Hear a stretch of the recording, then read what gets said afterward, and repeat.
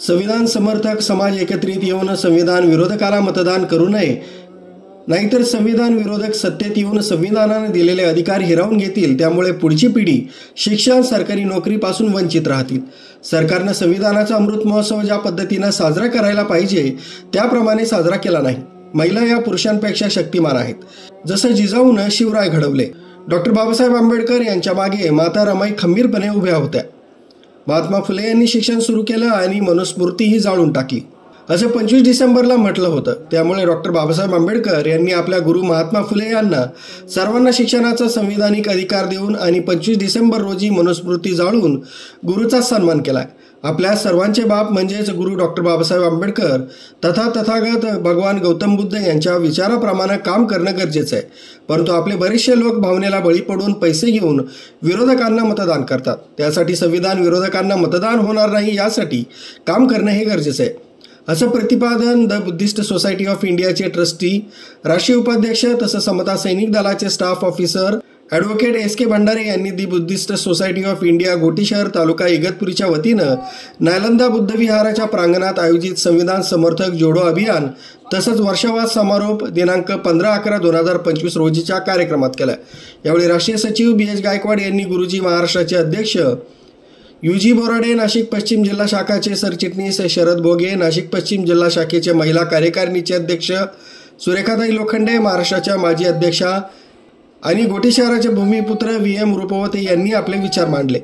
Advocate S K. Bhandare यांनी पुढे असं सांगितलंय की डॉक्टर बाबासाहेब आंबेडकर यांच्या चळवळीला सक्षमपणे पुढे नेणारा आणि नाशिक जिल्हा असून दादासाहेब गायकवाड यांनी आपल्या गुरु बाबासाहेब आंबेडकर यांना अत्यंत सक्षमपणे साथ दिलेली आहे. त्यांनी म्हणजे नाशिककरांनी काळाराम मंदिर सत्याग्रह 5 वर्ष चालवला. येवल्याच्या धर्मांतर घोषणेचा कार्यक्रम केला. म्हणजे आंबेडकरी चळवळीतील नाशिक हे चळवळीचं एक महत्त्वाचं केंद्र आहे. कार्यकर्ते मोठ्या प्रमाणात असल्यानं थोडेफार कुरबुरी असणारच, परंतु त्या समजूतदारपणाने घेऊन बुद्धांची करुणा मैत्रीनुसार काम करून दुसरं संविधान समर्थक जोडणं आवश्यक आहे. नाहीतर येणारा काळ पुढच्या पिढीसाठी चांगला नाही. वर्षवास काळात भगवान बुद्धांच्या वेळी चुकीची कबुली देण्यासाठी पातिमोख व्हायचा, तसा आपणही आपल्या केलेल्या चुकीबद्दल माफी, सॉरी बोलून आणि मिशन 25 नुसार चळवळ मजबूत केली पाहिजे. कार्यकारिणी 40% तरुणांना संधी द्यावी.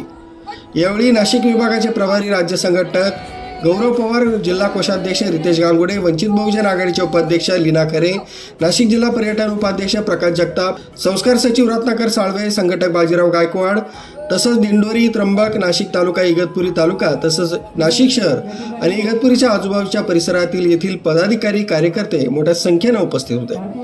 कार्यक्रमाचे अध्यक्षस्थानी घोटी शहराध्यक्ष गोपाळ दिवेकर होते.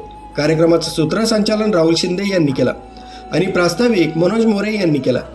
त्रिशरण पंचशील जिल्हा उपाध्यक्ष कृष्णाजी सोनवणे यांनी घेतलं.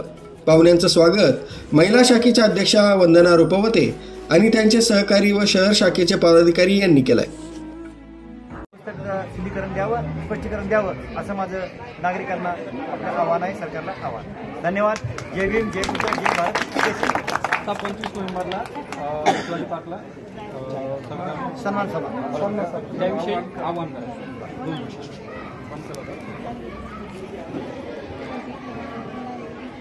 याच पार्श्वभूमीवर संविधानाचा 75वा जे अमृत महोत्सव सुरू आहे आणि या अमृत महोत्सवामध्ये सरकारद्वारे असलेली मंडळी यांनी संविधानाचा अमृत महोत्सवाचं काम कार्यक्रम न राबवता संविधानाला कुठल्याही प्रकारचं महत्त्व दिलं गेलेलं नाही.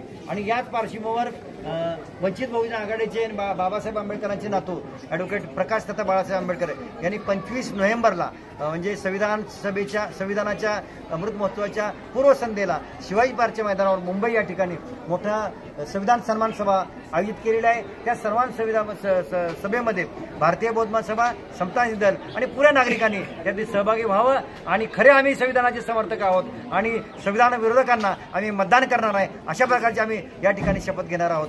त्याप्रमाणे आपण सर्वांनी आवाहन करू इच्छितो की सर्वांनी आपण सहभागी व्हावं, आपल्या कुटुंबासहित परिवारासहित आपण यावं. ज्यांनी संविधानाचा लाभ झालेला आहे किंवा होणार आहे त्या सर्वांनी तिथं आपली एकजूट दाखवावी अशा प्रकारचे आवाहन जी बुद्धिस्ट सोसायटी ऑफ इंडिया आणि समता दलाच्या वतीनं मी करत आहे. जय भीम, जय बुद्ध, जय भारत, जय संविधान.